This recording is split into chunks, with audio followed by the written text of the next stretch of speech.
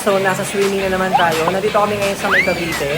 Nag-rent kami ng isang private pool dito sa may Dasmariñas, Cavite, which is malapit lang sa bahay. Siguro mga 20 to 30 minutes lang, okay? Tsaka sobrang mura niya. Checklist po, ito po tayo. Okay. Endorse ko na po. At, masabi mo. Check nyo na lang po, refrigerator. Check nyo na lang po sa po. Ano to? Checkan ko? Okay. May ganun. Okay, sige. Refrigerator. Ano na? Folding table. Dalawa? Ano pa yung inventory sa atin? Pag may nasira po, Okay. Ilan yan? 11, okay.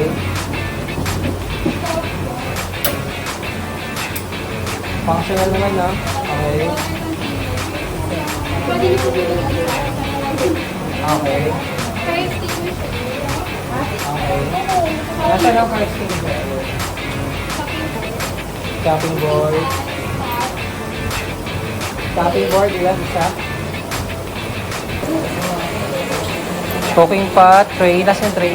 Sorry, nawala na ako. Okay. Pitcher. Dalawa. Okay. Pyrex. Ano yung Pyrex? Ayun. Okay, sa ilalim. Wooden bench, chair, and table. Okay. Dalawang wooden bench. Wooden chair. Okay. Wooden table. 2x2. Okay. Full float. Okay. So counted yung ball. Okay.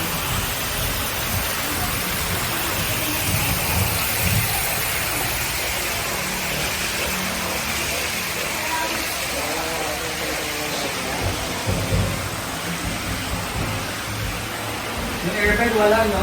Wala po, nakapagpapang ngayon lang. Okay. Okay. So wala ka.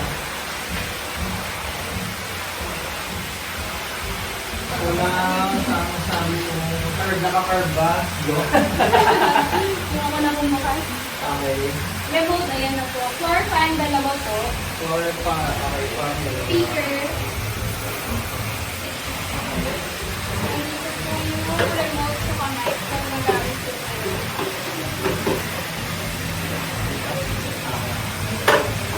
Toys. Microphone box. Trash bin. Yan. So, meron ditong shower. Meron dito bidet. Yan. Meron toilet. Yan. Walang lababo. Pero carry na yan. Tapos, ito yung isang CR nila. So, ayun. Same lang. So, merong shower. Merong bidet. Yan. Merong toilet. Yan. Merong CR. Merong CR. Merong gripo. So, hindi tayo mag-uunahan sa banyo. Merong malaking space dito na pwede kang maglagay ng mga table. Yan. Pwede kang mag-party-party dito. Yan. So, may mga pahalaman sila dito. Tapos, may mga ilaw sa gilid. Yan. So, first floor. Ito yun ang first floor. Ay, electric kettle. Paki-cancel po. Cancel ko. Okay. Microwave oven. Rice cooker. Yan, may rice cooker.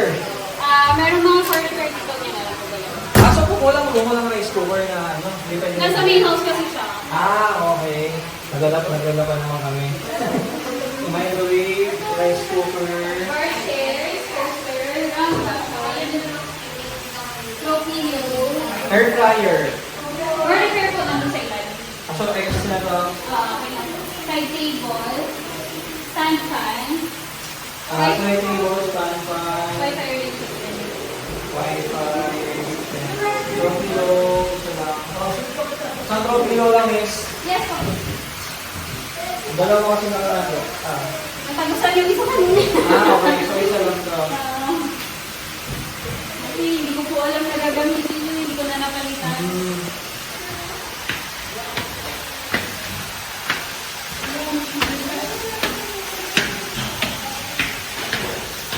Balcony po.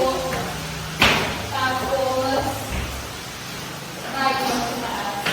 Okay. Yan po yung mirror. Mirror. Sobra, trash bin. Sofa. Crossbow. Okay. One room lang po ang included sa main house. So ano? Ito lang na yan. Okay. Yung sa 7.5, isa lang yung ano nila. Isa lang yung Isa lang yung free use na ano nila, aircon room, yan. And then ngayon, pupuntahan natin ang balcony. Yan, so ito yung balcony. Pwede rin to, no? Pwede rin tong gamitin. Nakalong naman mo yung pwede gamitin. Okay. Yan, so ito yung tsura ng balcony nila. So makikita mo, yan. So nasa second floor tayo ngayon. Yan. So actually, ano siya, residential siya. Then ayun yung tsura ng pool sa taas. So itong resort na to is located dito sa may Dasmariñas, Cavite, dito sa may Green Breeze Village 1. Itong resort na to is malapit lang sa amin, kaya ito na rin yung napili namin. So this is mga 20 minutes lang ata, 20 minutes to 30 minutes na travel time mula dun sa amin, sa General Trias. Kaya malapit lang siya. And hindi na rin kami nagdalawang isip na i-book to kasi ang hirap maghanap ng resort ngayon. Lahat puno. Yon. Medyo malaking swimming pool nila, tapos yung lalim nila is from 2 feet hanggang 5 feet. Yan. So merong free use ng mga floaters dito. Yan, meron doon mga floating beds, tapos may mga salbabida, tsaka may pabola pa sila. Ayan, so nakikita niyo yan, merong pa-fountain dito, may pa-falls. Yan. Yan, on this side naman, so may pakortina tayo dito, and then ito, meron silang grilling station dito. So magdala lang kayo ng uling kung meron kayong mga gustong ihawin yan. Dala lang namin itong uling na to. Tapos dito sa side naman dito, merong dalawang high chair dito na pwede kang maupo. Ayan, pwede kang maupo habang nag-swimming. So para magiging ano to, parang bar. Yan, parang mini bar na siya. So habang nag-iinom ka dyan or what, yan. So kaharap mo yung swimming pool. Yan, so ayan yung kabuuan ng bahay nila. So imagine for 7,500, occupy mo na yung buo na yan. Okay, tingnan mo naman. So may mga pa-falls pa sila, di ba? Tapos mukha na siyang wave pool kasi ang lakas ng ng tubig doon. So akala namin kanina wave pool siya. Yan. For the pets naman, meron silang additional na 300 pesos per pet ang entrance, and then maximum of 3 pets lang, yan. So dalawa lang sinama namin, din yung dalawa naming aso, iniwan namin sa bahay. Yon, so hindi sila nakasama for today's gala natin. And nakuha ko tong resort na to for only 7,500 pesos. Yan. So good na siya for 8 hours. So time check-in time nila is 2 p.m. until 10 p.m. Si ate napakabait, and then kailangan nila ng assurance na magiging kompleto yung mga gamit nila. So may pa-inventory kanina, so may mga pa-checklist. So inisa-isa namin lahat ng gamit dito kanina. Siyempre okay na rin yun for the safety nila. And then sa atin, baka mamaya kasi diba may sirang gamit pala, hindi natin alam. So yun, at least diba, simula pa lang bago natin gamitin yung area, alam natin yung mga so if ever may mga masira mamaya, ayun, may bayad talaga. May deliver! May pa-surprise! Na-surprise ka? Baka na-surprise ka? Baliw. Yun. So, and then, aside dun sa 7.5, meron silang 3,000 na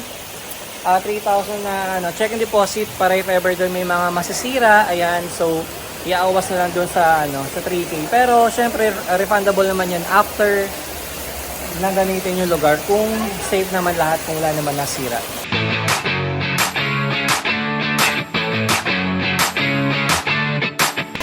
Yan, so picture na sila, tapos ligo-ligo na. Apa. Apa.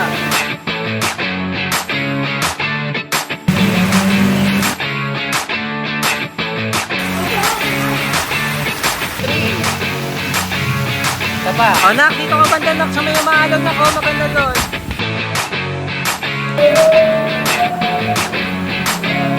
Alayo. Bala kayo dyan, lagit ka.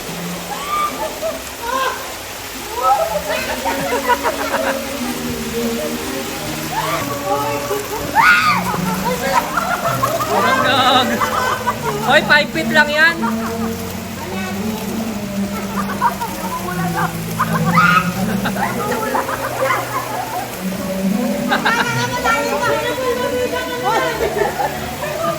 Loko-loko na sa babing. Gan. Talalo. Bumagsak ka na. Bumagsak. Bumagsak.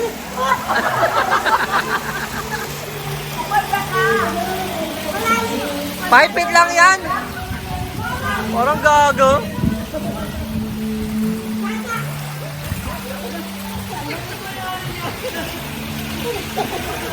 Paano nakikita ka? Ang galing mo sa pabigan niya.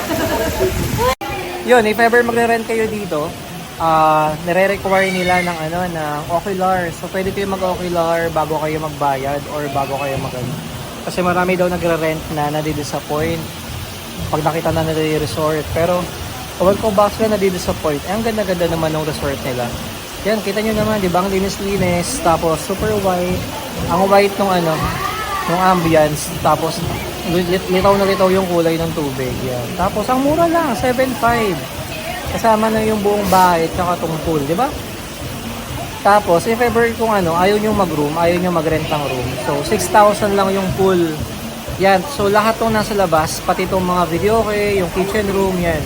So 6K lang yun for 8 hours.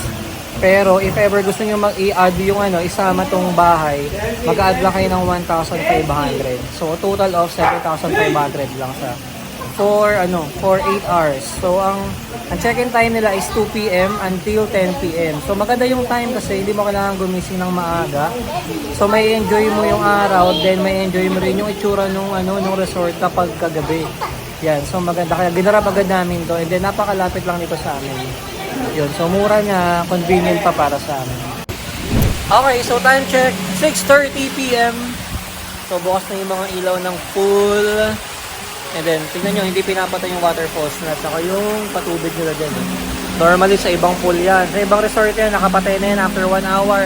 Ito mula pagdating namin, nakabukas pa din. Ayan, so may pa-color ng ating pool. Yan, o diba? Open pa rin, pati yung waterfalls, so open pa rin siya.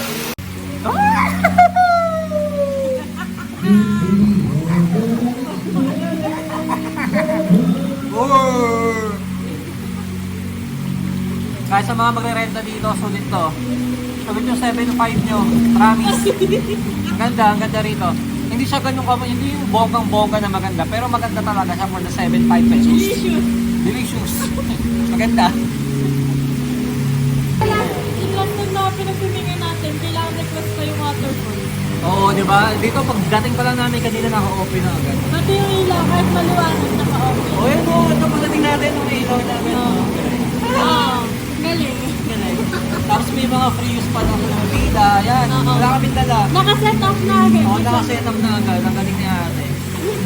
Tapos may pa-inventory. Wala sa sakit. Tapos may pa-inventory po kanina. Nagulat ako. Inventory? Oo, may checklist. Binibidyo. Ano bibidyo kami kanina? Para alam nila pag may nawala. Oo, para safety na din. Para alam mo din kung alam yung nila. Oo. Para pag mo nag-inventory. Win-win naman yung win-win naman. Kasama ka sa office nila. Nakalagay kung ilan yung pirasong ganyan, kung isa nakalagay, ganun. Para if ever may nawala. Tapos merong deposit na 3K para if ever may masira ka or may mawala, yun. Doon na naiawas. Laki din ang food. Oo, laki nga ng Mga 425 bucks.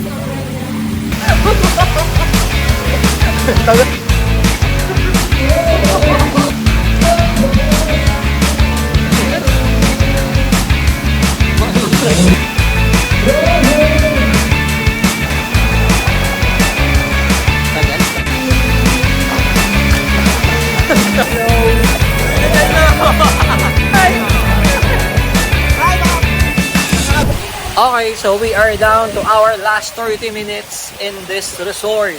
Time check, 9:30 na at ang checkout dito is 10 PM. So, yun, magbabanlaw na kami and yun, super nag-enjoy kami rito sa resort na to. So, again, ang pangalan ng resort na to is Tiny Muji. Dito lang to located sa may Dasmariñas, Cavite, sa may Green Breeze Village 1. Yan. So, super nag-enjoy kami rito sa Tiny Muji kasi, ayan grabe. Ang ganda ng place. White na white. Ang sarap sa mata. Tapos, nangingibabaw yung kulay ng pool. And then, yan. So, all throughout na stay namin, open ang waterfalls, open yung water pump. So, hindi pinatay kasi sa mga ibang resort na napupuntahan namin after 1 hour or pinapahinga ng 2 hours, 2 hours interval, ganyan. So dito hindi siya pinantay. And then yun, hindi na ako masyado nakapag-vlog kanina dahil hindi na mapigilan yung mga kumakanta sa mga video kaya so baka makapiright tayo kaya more on montage lang itong nangyari ngayong vlog na to. And ayun, super bait pa ni ate nung nag-assist sa amin kanina. And then yun nga, pagdating nyo pa lang dito, magkakaroon kayo ng checklist, magkakaroon kayo ng inventory for sa lahat ng gamit sa buong sa buong resort. So syempre okay lang yun for the safety nyo rin yun and then for the safety rin ng mga resort owner tsaka sa safety din ng mga nagre-rentan yan. So okay lang din yun. And then yun, inatay lang namin si ate dahil kukunin ko yung deposit kong 3K. So yan, syempre baka makalimutan natin. Then wala naman tayong nasirang gamit. So buong buo natin makukuha yun. Okay? And then in terms of booking naman, swabe lang yung booking. Walang problema. So nakuha namin ito sa TikTok. Then meron din silang FB page. So doon kami nag-book through FB page nila. And ayun, approachable naman sila. And lagi sila nagre-reply. So yun nga, kapag nag-book ka, nire-require ka nila na nire-require ka nila na ano ba to? Ocular, yun. Kasi marami daw yung mga nag-rent dito na nadi-disappoint. So hindi ko alam kung bakit sila nadi-disappoint, kung anong expectation yung meron sa kanila. Pero kami, super enjoy kami. Then pagdating pa nga lang namin kanina dito sa resort, grabing nag-enjoy. Kitang-kita, naganda na kami agad. O, tignan nyo naman, di ba? Di ba maganda yan? And yun mga kanegro, kung nagustuhan nyo itong video na to, don't forget to hit the like button. Share nyo na itong video na to at kung may mga question kayo dyan, i-comment nyo lang yan sa baba. Isa-isay natin sasagutin yan. See you on my next Rexcopade. Bye! See you again.